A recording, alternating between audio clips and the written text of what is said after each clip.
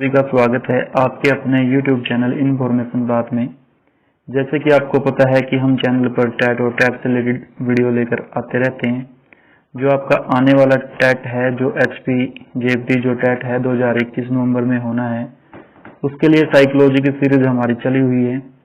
आज की क्लास में हमने पढ़ना है हेरिडिटी एंड इन्वायरमेंट, वंशानुक्रम और वातावरण। तो उसके 15 से 20 क्वेश्चन हमने पढ़ने हैं।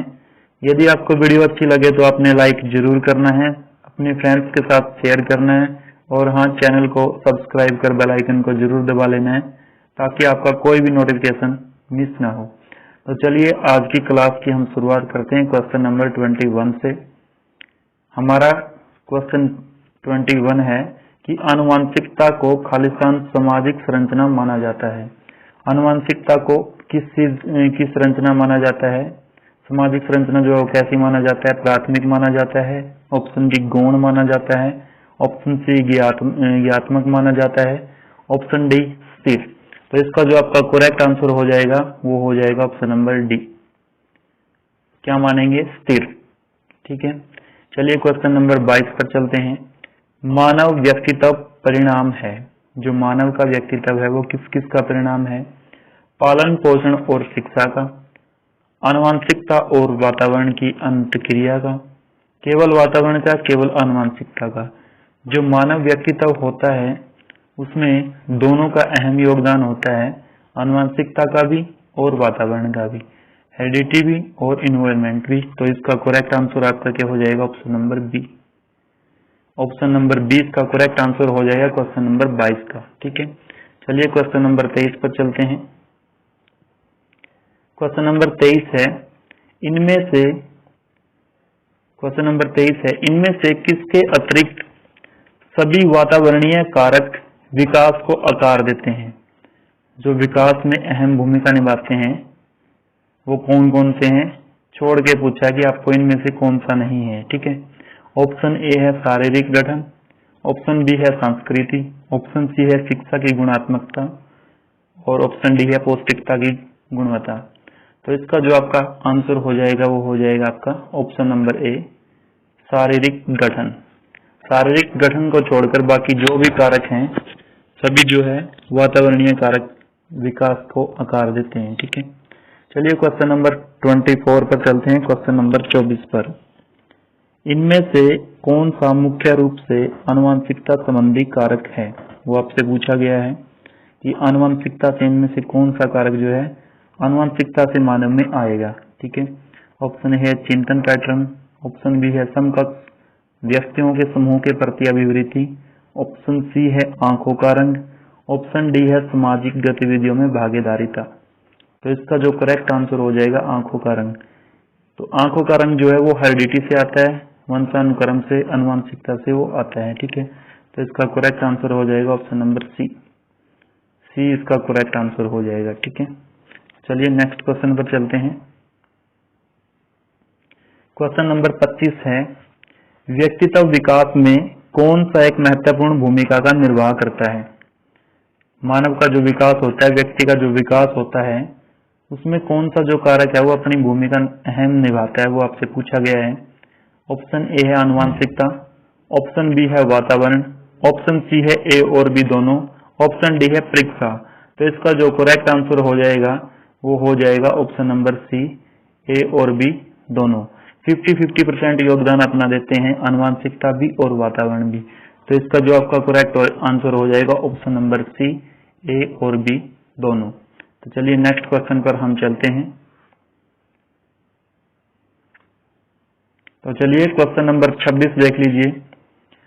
प्राथमिक कक्षा में सकारात्मक वातावरण निर्मित करने के लिए एक शिक्षक को चाहिए। ऐसे क्वेश्चन बहुत ही आते हैं पेडागोजी में, तो आपने बड़े ध्यान से इसका आंसर देना है। ऑप्शन नंबर ए है सुबह प्रत्येक बच्चे का अभिवादन करना चाहिए, विभेद नहीं करना चाहिए और प्रत्येक बच्चे के लिए समान लक्ष्य सुनिश्चित करने चाहिए।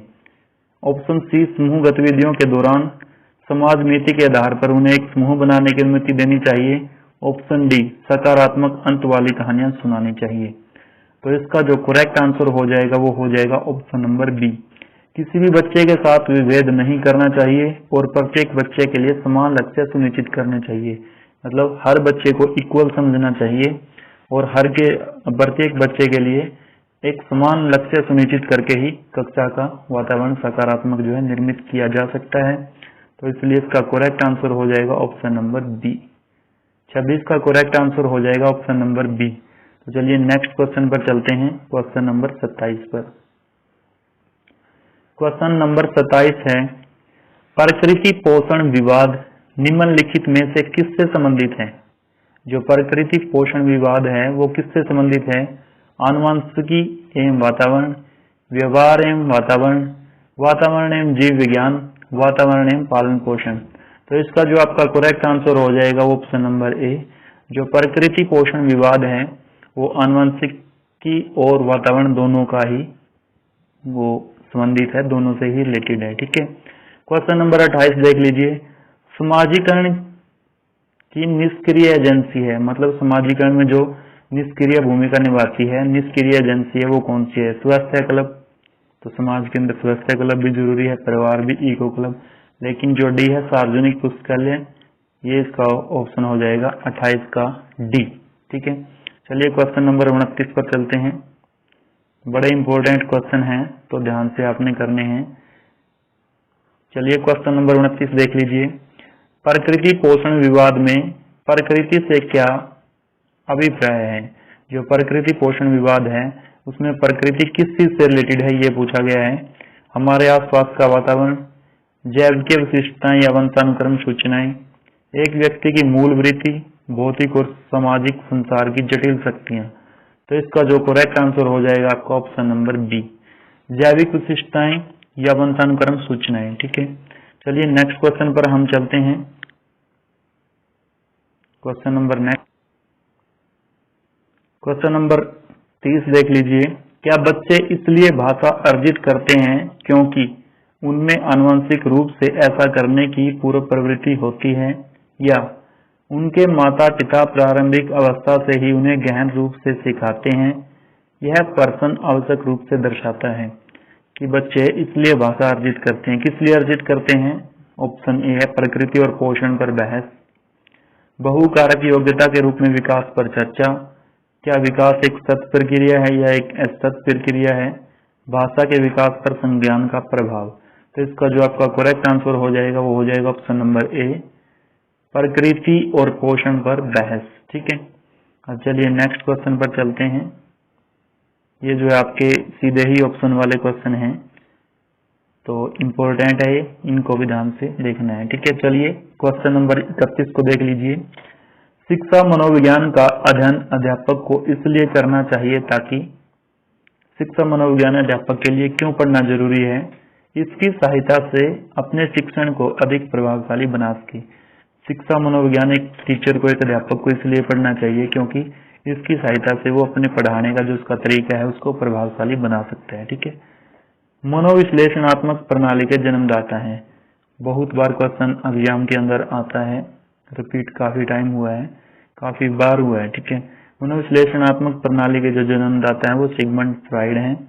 तो ध्यान रखना आपने, मनोविश्लेषणात्मक जहां पर वर्ड आ गया तो वहां पर आएगा सिगमंड फ्राइड। ठीक है, अब चलिए क्वेश्चन नंबर 33 पर। वर्तमान समय में मनोविज्ञान को माना जाता है, जो आज का समय है उसमें मनोविज्ञान, आपको पता है मनोविज्ञान के बारे में पढ़ा भी होगा कि हर शताब्दी में अलग अलग टाइम में मनोविज्ञान का जो है अलग अलग जो है अर्थ निकल के आया। तो इस समय वर्तमान में जो मनोविज्ञान का अर्थ माना जाता है उसको व्यवहार का विज्ञान माना जाता है। ठीक है, पहले इसको अलग अलग जो है स्टेटमेंट इसकी थी, लेकिन जो वर्तमान स्टेटमेंट है वो व्यवहार का विज्ञान। मनोविज्ञान के अंदर हम किसी का व्यवहार का विज्ञान करते हैं, व्यवहार के बारे में जानते हैं। ठीक है, अब क्वेश्चन नंबर 34 देख लीजिए। शिक्षा का संबंध है, शिक्षा का संबंध किससे है? शिक्षा के उद्देश्यों से, शिक्षार्थी व शिक्षा से, कक्षा पर्यावरण व वातावरण से, उपरोक्त सभी से। देखो शिक्षा किससे रिलेटेड है? तो शिक्षा के उद्देश्य, अगर शिक्षा हम दे रहे हैं किसी बच्चे को, किसी को भी, तो उसके उद्देश्य होंगे कुछ ना कुछ। शिक्षा के अंदर शिक्षार्थी चाहिए, शिक्षार्थी को शिक्षा देंगे, कक्षा का पर्यावरण और वातावरण भी अच्छा होना चाहिए। तो इसलिए इसका करेक्ट आंसर आपका क्या आ जाएगा? ऑप्शन नंबर डी, उपरोक्त सभी। इसका जो करेक्ट आंसर आ गया आपका डी, उपरोक्त सभी। ठीक है, चलिए क्वेश्चन नंबर 35। एडोलसेंस पुस्तक के लेखक हैं। एडोलसेंस पूछिए, ये भी क्वेश्चन बहुत बार मैं इम्पोर्टेंट क्वेश्चन ही आपको करवा रहा हूँ जो आपके एग्जाम में आ सकते हैं। एडोलसेंस पुस्तक के लेखक हैं स्टैनले हॉल। तो एडोलसेंस पुस्तक के लेखक आपने ध्यान रखना है कौन है, स्टैनले हॉल। ठीक है, स्टैनले हॉल। तो इसका करेक्ट आंसर ये आ जाएगा। तो आज के हमने 15 क्वेश्चन इस वीडियो में किए। यदि वीडियो आपको अच्छी लगे तो आपने लाइक करना है, शेयर करना है और चैनल को सब्सक्राइब करना है, क्योंकि साइकोलॉजी की सीरीज जो है चलती रहेगी चैनल पर। तो यदि आप चैनल पर नहीं है तो चैनल को सब्सक्राइब कर बेल आइकन को जरूर दबा लीजिए, ताकि आने वाली वीडियो का नोटिफिकेशन आपको जरूर मिले। तो चलिए मिलते हैं नेक्स्ट क्लास में।